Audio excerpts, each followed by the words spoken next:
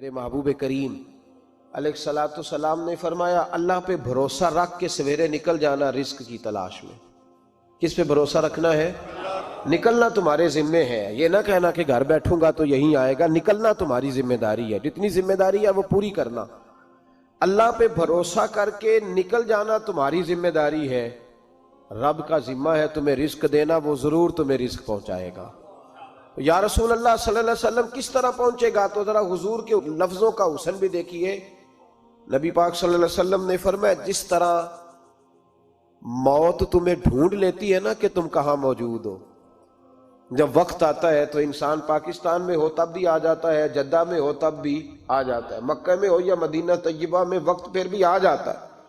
فرمایا جس طرح موت تم جہاں بھی ہو تم تک پہنچ جاتی ہے نا، اس طرح تمہارا رزق بھی تم جہاں موجود ہوتے ہو اللہ وہاں پہنچا دیتا ہے، پہنچا دیتا ہے۔ تو یا رسول اللہ صلی اللہ علیہ وسلم کس انداز میں؟ تو فرمایا نکل جانا تمہاری ذمہ داری ہے۔ فرمایا سویرے پرندے بھی نکل جاتے ہیں اور شام کو جب لوٹتے ہیں تو اللہ انہیں پیٹ بھر کے روزی عطا فرماتا ہے، حالانکہ ان کو نہیں پتا ہوتا ہمارا کارخانہ کہاں ہے، ہم نے کہاں جا کے مزدوری کرنی ہے، ان کو نہیں پتا ہوتا کہ ہمارا دفتر کہاں ہے، ہم نے کس آفس میں بیٹھنا ہے، ان کو نہیں پتا ہوتا کہ ہم نے کہاں جا کے مال خریدنا ہے اور کہاں سے ہم نے پھر اس کو دوبارہ بیچنا ہے، انہیں خبر نہیں ہوتی۔ اللہ پہ بھروسہ کر کے نکل جاتے ہیں۔ نکلنا تو تیرے ذمہ ہے کہ نہیں؟ فرمایا وہ تو ڈیوٹی کر، شام کو اللہ جو رب پرندوں کو روزی دیتا ہے وہ تجھے بھی عطا فرمائے گا۔ ایک بات اپنے ذہن میں یاد رکھ لیں، رٹ لیں کہ جو میرے لیے بہتر تھا میرے رب نے مجھے دے دیا ہے، تو بات ختم ہو گئی۔ بس وصل اچھا ہے نہ فراق اچھا ہے، یار جس حال میں رکھے وہی حال اچھا ہے۔ بس جو میرے حق میں بہتر تھا میرے رب نے مجھے، مسئلہ یہ ہے کہ تو اس پہ راضی ہونے کو تیار نہیں۔ حضرت علی کرم اللہ تعالیٰ وجہ الکریم نے میرے نبی پاک کی ایک حدیث بیان کی ہے، اور جناب علی جب یہ حدیث بیان کیا کرتے تھے تو حضرت مجاہد فرماتے ہیں یوں لگتا تھا کہ جیسے حضرت علی ہمیں ہر پریشانی سے نکال رہے۔ مولا علی شیر خدا رضی اللہ تعالیٰ عنہ فرماتے ہیں کہ مجھے میرے نبی پاک صلی اللہ علیہ وسلم نے ایک طریقہ دیا تھا ٹینشن فری ہونے کا۔ آپ فرماتے ہیں مجھے تو بڑا راس آیا ہے، تم بھی اگر کر لو گے تو تمہیں بھی فائدہ دے گا۔ کہا وہ کیا؟ تو حضرت علی کہنے لگے محبوب علیہ السلام نے فرمایا تھا لوگو تم اللہ کے دیے ہوئے تھوڑے رزق پہ راضی ہو جاؤ، وہ تمہاری تھوڑی عبادت سے تم سے راضی ہو جایا کرے گا۔ بس تم 2 نفل بھی پڑھو گے تو اللہ راضی ہو جائے گا، تم 1 رکوع بھی سویرے اٹھ کے پڑھو گے تو وہ راضی ہو جائے گا، وہ تمہارے 313 درود شریف سے راضی ہو جائے گا، تم اس کے دیے ہوئے تھوڑے رزق سے راضی ہو جاؤ۔ ٹینشن اس لیے ہوتی ہے کہ ہم راضی نہیں جو اس نے ہمیں دیا ہے۔ وہ حل میں مزید کی جو دوڑ ہے نا، حل میں مزید کی، بے قدرہ کچھ قدر نہ جاتی، کیتی خوب تسلی ہو، دنیا دار پجاری زر دے، کتیاں دے گل ٹلی ہو، بک بک روشن اکھیاں تکیو ویکھ حویلی کلی ہو، تے کوچ نصیر اساں جد کیتی پہ جانی تھر تھلی ہو۔ تو یاد رکھیں یہ جو ہے نا مصیبت کے مال آ کیوں نہیں رہا، وہ سامنے والا پلاٹ میرے گھر کے سامنے ہے گھر کے سامنے، پر رجسٹری میرے نام کیوں نہیں؟ یہ مصیبت سانس نہیں لینے دیتی۔ موٹر سائیکل کھڑی کرتا ہے نا جب آ کے دکان سے روٹی کھانے آتا ہے، دفتر سے گھر آتا ہے، کاروبار سے آتا ہے، تو جہاں موٹر سائیکل کھڑی کرتا ہے وہ ٹینشن بڑی ہے کہ کبھی میری ہو جائے نا یہ والی جگہ بھی، تو میں یہاں بھی بورڈ لگاؤں اپنے نام۔ اس نے مالی پریشانی پیدا کی۔ تو جس حال میں ہے، کیونکہ تو نے اپنا یہ حال خود نہیں بنایا، جس نے بنایا ہے وہ بڑا بہتر جانتا تھا کہ تو اسی حال میں اسے اچھا لگتا ہے۔ تو اسے اسی حال میں، ایک بزرگ تھے تو ان کی طبیعت بڑی علیل ہو گئی، بیمار ہو گئے، تو اللہ نے آزمائش دی تو کیڑے پڑ گئے وجود میں۔ ایک کیڑا یہاں سے کھا رہا تھا، اللہ والے بڑے راضی رہتے ہیں اس کی رضا پہ، تو کیڑا یہاں کھا رہا تھا تو نیچے گر گیا، تو بابا جی نے اٹھا کے پھر وہاں رکھ لیا۔ کہنے لگے جب اس نے تیری ڈیوٹی مجھے کھانے کی لگائی ہے تو میں اس بات پہ راضی ہوں، تو نیچے کیوں گرتا ہے؟ بس ٹھیک ہے کھا، جب اس نے تجھے ڈیوٹی جو تیری لگائی ہے۔ سالبہ بن عبد الرحمن ایک صحابی تھے، سالبہ غالباً، نبی پاک صلی اللہ علیہ وسلم کی خدمت میں آئے، کہنے لگے یا رسول اللہ صلی اللہ علیہ وسلم غربت بڑی ہے، میرے لیے دعا کریں اللہ زیادہ مال دے۔ تو محبوب صلی اللہ علیہ وسلم نے فرمایا تو جس حال میں اچھا ہے وہ تیرے لیے بہتر ہے، جس میں تو ہے وہی حال تیرے لیے، فرمایا تو جس حال میں ہے نا وہ حال تیرے لیے بہتر ہے، اسی میں رہ۔ کہ نہیں حضور دعا کرے، فرمایا سال بعد تو باز آ جا، حضور دعا کرے، فرمایا تو باز آ جا، 2-3 دفعہ کہا، ضد کی، محبوب نے فرمایا جا پھر اللہ تجھے زیادہ پیسے دے گا۔ چند بکریاں خریدی، اتنی برکت ہوئی کہ بکریوں کے ریوڑ بن گئے، پھر کچھ بکریاں بیچ کے گائے خرید لی، ان کے بھی ریوڑ ہو گئے، پھر کچھ اونٹ اونٹنیاں لے لی، ریوڑ ہی ریوڑ۔ پہلے 5 وقت مسجد میں آتے تھے، اب فجر اور عشاء رہ گئی۔ پھر مال زیادہ ہوا تو مدینے شہر میں کوئی جگہ ہی نہیں، مدینے سے باہر حویلی خریدی، پھر جمعہ ہی رہ گیا، جمعے کے جمعے آتے۔ زکوٰۃ کا حکم آیا، میرے نبی کریم علیہ السلام نے حضرت ابو ہریرہ کو بھیجا، فرمایا جا اسے کہہ تیری زکوٰۃ بنتی ہے 2.5%۔ سالبہ کے پاس حضور نے پیغام بھیجا، پہلے تو کہا تیرے لیے بہتر نہیں مال، جب اصرار کیا تو اب بڑی برکت ہو گئی، بڑا آیا تو فرمایا زکوٰۃ دے، 2.5% زکوٰۃ ہے۔ اب جب سوچا کہ 5 اونٹوں پہ ایک بکری جائے گی اور بڑا سارا مجھے دینا پڑے گا، اب جب غور کیا تو یہ تو نہ کہا کہ میں نہیں دیتا۔ حضرت ابو ہریرہ سے کہنے لگے نبی کریم علیہ السلام کی خدمت میں عرض کرنا کہ میں خود آؤں گا۔ حضرت ابو ہریرہ نے آ کے عرض کی یا رسول اللہ صلی اللہ تعالی علیہ وسلم، حضور وہ کہتے تھے میں خود آؤں گا، تو کہتے ہیں محبوب نے ٹھنڈی سانس لی، فرمایا اسے کہا تھا کہ تیرے لیے مال بہتر نہیں، اب ہلاک ہو گیا، ہائے افسوس ہلاک ہو گیا۔ ان کو بھی تھوڑی دیر کے بعد احساس ہوا کہ یہ میں نے کیا کیا، نبی پاک کوئی کہہ دیا نہیں ہے، حضور کو کہہ دیا بعد میں آؤں گا۔ اب دوڑے آئے، عرض کی حضور میں سارا کچھ لے کے آیا ہوں، قبول کر لیں۔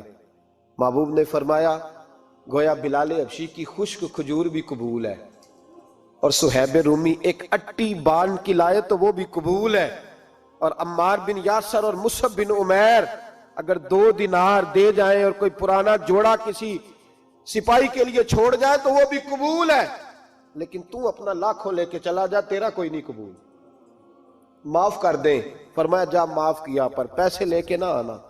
اگلے سال پھر آئے، بندے ہوئے ہاتھ ہیں، محبوبہ میں دولت کا کیا کروں گا، آگ لگانی ہے، قبول کر لیں۔ فرمایا تو لے جا، تیرا نہیں قبول، گرا جو ان کی نگاہ سے وہ سنبھل نہیں سکتا۔ حضور نے وصال ظاہری کیا تو جناب صدیق اکبر کے پاس آئے، لاکھوں کا مال، ابو بکر قبول کر لو، تو جناب صدیق اکبر کہنے لگے اس کا کر لوں جس کا نبی نے نہیں کیا، چل جا کوئی نہیں چاہیے۔ حضرت عمر کے زمانے میں قحط پڑ گیا، بارشیں نہیں ہوتی، غلہ نہیں ملتا، حالات خراب ہے، مالی طور پہ بحران آ گیا، غربتیں، مجبوریاں، تکلیفیں، آ کے روئے، عمر میرا قبول کر لو، مجھے معافی تو مل گئی تھی نا۔ فرمایا معافی اپنی جگہ پہ، پر جس کا مصطفیٰ نے قبول نہیں کیا۔ بہت سارے لوگوں کو پتہ ہی نہیں کہ ان کا قبول ہی نہیں ہوا، اور وہ الجھے ہوئے، انہیں خبر ہی نہیں کہ اصل بات کیا ہے۔ فرمایا جس کا مصطفیٰ کریم نے قبول نہیں کیا، اب ہیرے اور جواہرات بھی لے کے آئے تو بھوکے مریں گے، پر اس کا قبول، اس بات پہ راضی رہو جس حال میں اللہ نے رکھا ہوا، اس حال میں راضی رہو۔ یہ جو مصیبت ہے نا دیکھنی کہ وہ بھی میرے پاس، تمہیں کیا پتا، کبھی پوچھ تو صحیح اس سے وہ کس مصیبت کا شکار ہے، جو مالی طور پہ بڑا امیر ہے، تو اس کی طرف دیکھ کے اپنا دل برا کرتا ہے۔ بس جس حال میں رب نے رکھا ہے اس حال میں رہ۔ حضرت عثمان غنی کے زمانے میں تو وہ وصال کر گئے، لیکن بھائی تو جس حال میں تیرا رب تجھے رکھتا ہے اس حال میں رہ، تیری مالی پریشانیاں ختم ہو جائیں گی۔ اور پھر مالی پریشانیوں کے کچھ اور اسباب بھی ہیں۔ امام شافعی فرماتے ہیں جن گھروں میں لوگ فجر کی نماز کے وقت سوئے ہوتے ہیں ان گھروں میں رزق نہیں آتا۔ آپ فرماتے ہیں فجر کا وقت اللہ کے دینے کا وقت ہے، اس وقت اللہ بانٹتا ہے۔ حضور صلی اللہ علیہ وسلم کا فرمان ہے نا حدیث میں کہ تہجد کے وقت اللہ پہلے آسمان پہ نزول جلال فرماتا ہے جو اس کی شان کے لائق ہے تہجد کے وقت، اور وہ کہتا ہے مانگو میں تمہیں عطا کروں گا۔ لینے کی باری آئے تو بندہ سمیٹ سماٹ کے اندر گھس جائے۔ ہمارے ہاں یہ ہوتا ہے کہ عشاء کے بعد بچے بیٹھتے ہیں موبائل لے کے، تہجد کا وقت آتا ہے تو ان کی آنکھیں بند ہونی شروع ہوتی، تو لینے کے وقت تو سویا تھا، تیرا مسئلہ کیسے حل ہوگا؟ بھائی جب کوئی آدمی خیرات بانٹ رہا ہو تو جو پیالہ پیچھے کر لے اسے ملے گا؟ کہتے اس وقت آنا جب میں بانٹ رہا تھا، اب تو کدھر آ گیا ہے؟ مثال دے رہا ہوں. تو فجر کا وقت مانگنے کا ہے, تو ساری رات تو گزر گئی گیمیں کھیلتے, ٹی وی دیکھتے, اور جو لینے کا وقت تھا تو سو گیا, تو کیسے آئے گا تیرے پاس؟ تو اٹھے سویرے, بندوں سے مانگ کے دیکھ لیا, بڑی عزتیں خراب ہوئی. فجر کا وقت اٹھ کے جھولی پھیلائیں. میرے رسول پاک علیہ السلام فرماتے ہیں, رب فرماتے ہیں جب بندے میرے آگے جھولی پھیلاتے ہیں مجھے شرم آتی ہے, کیسے خالی واپس کر دوں. تو اس کے سامنے جھولی پھیلائیں سویرے اٹھ کے, رزق میں برکت ہوگی. اور پھر ایک اور بات, پانچویں بات, رزق میں تنگی اس وقت ہوتی ہے جب ہم مال غلط جگہ پہ خرچ کرتے ہیں. اللہ مال دیتا ہے اپنے فضل سے, اور جب ہم اسے ضائع کریں. مثال دیتا ہوں, میرے پاس ایک شخص نے آ کے کہا حضرت جی بچی کی شادی ہے, یا میرا گھر میں کوئی بیمار ہے, یا بڑی آزمائش ہے, 10,000 کی ضرورت ہے. میں نے تھما دیا اس کو. پھر مجھے بعد میں پتا چلا کہ وہ تو عیاشی کر رہا ہے پیسوں سے, وہ تو چلا گیا کہیں گھومنے اور فلاں ہوٹل میں, مہنگے ہوٹل میں بیٹھ کے کھانا کھا لیا. تو میرے دل پہ کیا گزرے گی اس شخص کے بارے میں؟ بلا مثال و بلا تشبیہ سمجھانے کے لیے اللہ نے مال دیا فضل سے, اور اگر عیاشیوں میں لگا دیا. صوفیاء فرماتے ہیں کہ اگر ایک دھیلا تو حرام جگہ پہ خرچ کرے نا, ایک دھیلا, تو 1,00,000 دینار کی برکت تیرے گھر سے اٹھ جاتی ہے. ایک دھیلا حرام جگہ پہ. یہ جو گویوں پہ پیسے پھینکتے ہو حلال ہے؟ چلیں بینڈ باجا تو شادی پہ آپ نے اپنی مرضی سے بند کرنا ہے یا بجانا ہے, لیکن گویوں پہ جو پیسے پھینکتے ہو جائز ہے؟ بولے. تو وہ پھر کہتے روتے ہیں بعد میں لوگ کہ پتہ نہیں کیا ہوا, شادی کے بعد پیچھے پیچھے آئے. تو میں نے کہا شادی کے بعد اس لیے پیچھے پیچھے ہاتھ ہو گیا کہ شرابیں بڑی پی گئی شادی پہ, تباہی بڑی اتری, تو پھر اللہ کی رحمت ناراض ہو گئی. اور اس پر میں قرآن مجید کی آیت پڑھتا ہوں, رب فرماتا ہے وَمَنْ أَعْرَضَ عَنْ ذِكْرِي فَإِنَّ لَهُ مَعِيشَةً ضَنْكًا. بڑی سخت آیت. وَمَنْ أَعْرَضَ عَنْ ذِكْرِي, فرمایا جب تو میرے تذکرے سے, میرے ذکر سے منہ پھیر لیتا ہے, فَإِنَّ لَهُ مَعِيشَةً ضَنْكًا, تو میں تیری معیشت کو, تیرے رزق کو تنگ کر دیتا ہوں. کہ تیری زندگانی تنگ ہوتی, اور جس کی زندگی اللہ تنگ کرے اس کی کوئی کھول سکتا ہے؟ کہتا ہے بڑی جگہوں پہ گیا ہوں, بڑی پھوکے مروائی, بڑے دم کرائے, حالات صحیح نہیں ہوتے, تو مسجد آ کے توبہ کر. وہ کہہ رہا فَإِنَّ لَهُ مَعِيشَةً ضَنْكًا. اعلان ہے قرآن پاک کا کہ جب تو میرے ذکر سے منہ پھیرے گا, روٹی میری کھائے اور پیسے لے کے عیاشی کرے, مسجد آئی نہ. حکم تو یہ ہے کہ جتنی جتنی نعمت بڑھتی جائے سجدے بڑھنے چاہیے, لیکن ہم لوگ سجدے کم کرتے جاتے ہیں, فرض نماز بھی نہیں پڑھتے, پھر رزق تنگ ہوتا ہے, پھر اللہ کے عدل کا نظام چلتا ہے, پھر خرابی ہوتی. اس لیے یاد رکھیں قرآن مجید نے حکم دے دیا کہ اگر چاہتے ہو کہ رزق میں برکت ہو تو پھر رزق دینے والے کے آگے جھک جاؤ, پھر رزق دینے والے کے آگے جھکو. تو مالی پریشانی کا بہت بڑا سبب یہ ہے کہ ہم مسجد کی طرف نہیں آتے, دین کی طرف نہیں آتے, پیسہ ناجائز جگہ پہ خرچ ہوتا ہے. غوث اعظم رضی اللہ تعالیٰ عنہ کی خدمت میں ایک شخص آیا, اس نے کہا حضور بڑی تجارت کرتا ہوں, کام نہیں چلتا. فرمانے لگے اب تو اللہ سے تجارت شروع کر دے. کیا مطلب؟ فرمانے لگے 10 کمائے تو ایک اللہ کے رستے میں دے, رب کریم اس کے بدلے میں تجھے 70 عطا فرمائے گا. اس نے کہا حضور اس طرح کروں؟ فرمایا تو یہ کر کے دیکھ, عبد القادر جیلانی وعدہ کرتا ہے اللہ تیری مدد کرے گا. غلام کہتے ہیں وہ 6 مہینے کے بعد آیا.